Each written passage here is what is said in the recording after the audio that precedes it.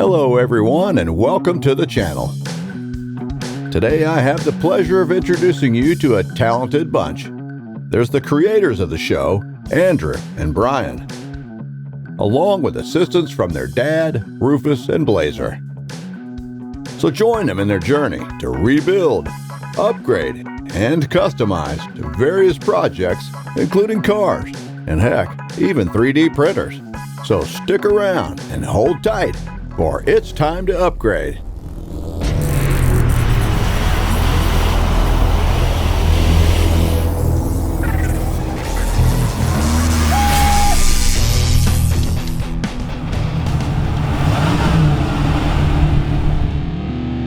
Now, let's have Andrew tell us about today's lineup.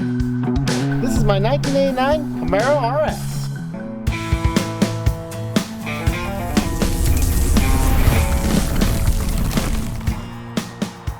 Originally it was a barn find I found back in high school. However, the car needed much work, and as you can see, the paint was completely faded. Somehow I managed to drive her home, and we started working on a few of her issues. And as you can see, there are many hornets' nests in the car, and I got swarmed. Luckily, I was able to get things resolved and got the paint buffed out a bit, yet the lack of clear coat caused it to have spots all over the place. So the next thing I fixed was the fuel pump, because we found out there was an external fuel pump pulling fuel through a broken fuel pump inside the tank.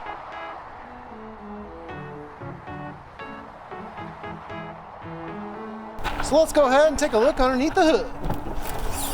And she's got the 305 V8 small block and a 5-speed manual transmission.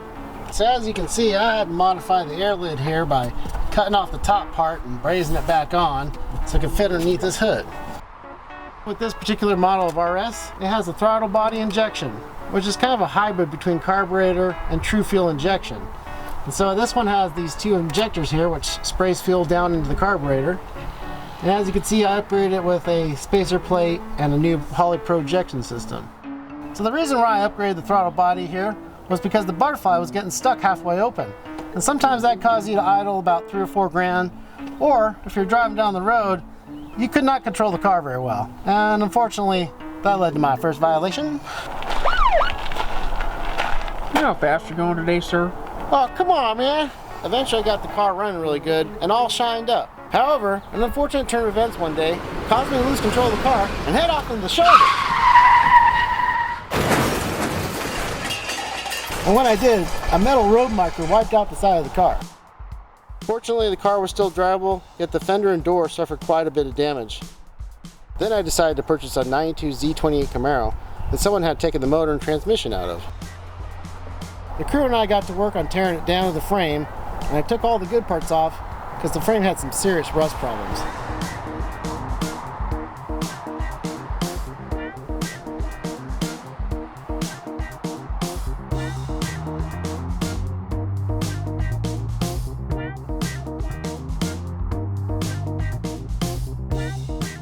And so from there, I began replacing the broken parts and eventually every door, fender, and bumper you could think of.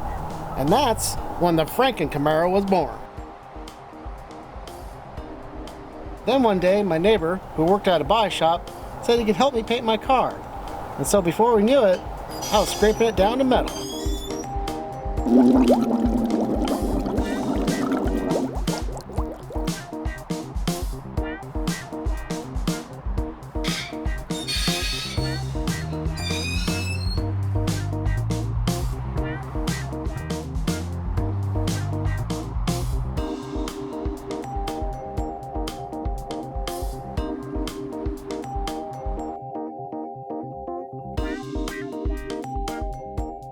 So in the process of preparing the car for paint, we found some major rust in the driver's side door. We tried to fix it up, tried to buff it out, but eventually it was decided to just change the door. And so I found another door off another car, and we primered it and got it on the car. Eventually it made its way into the paint booth, and my buddy Tim applied a zinc coating to protect the metal from rusting.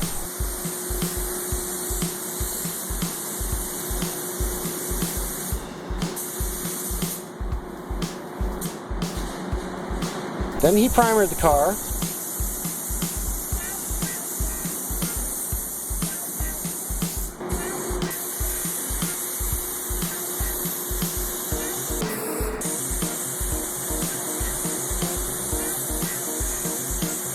Primered it some more. Just a tad bit more. And just a bit more primer. Then he gave it a teal base coat. And then he painted the car electric blue.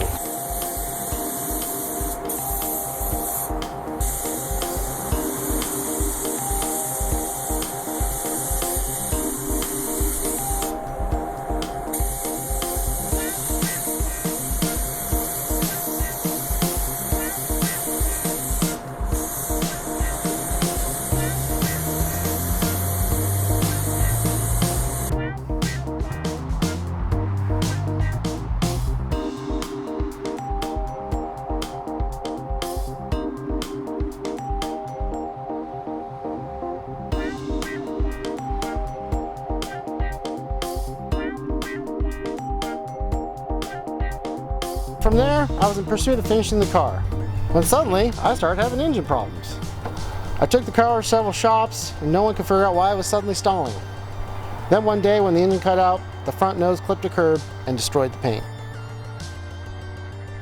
And since we couldn't figure out what was wrong with the engine, the car sat there for over 8 years.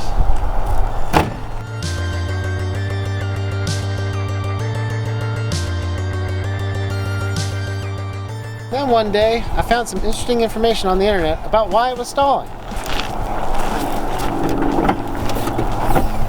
And before I knew it, I was on the journey to resurrect the El Camaro. So I went to check the fuel pump relay under the hood here, and the wires are barely held together with electrical tape. So I went through and properly soldered them all and sealed them up, and then I went to change the fuel pump. For to change the fuel pump, you have to remove the entire rear end of the car. And as you can see, the old fuel pump assembly here, it completely rusted out. Eventually I got everything repaired and started using ethanol-free gas to keep everything from sticking and rusting. And well, let's fire her up!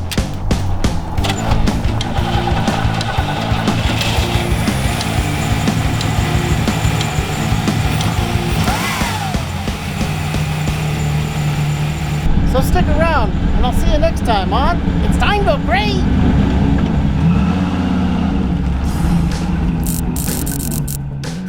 Thanks for checking out the channel. If you like what you saw, make sure you give us a thumbs up and feel free to subscribe as well.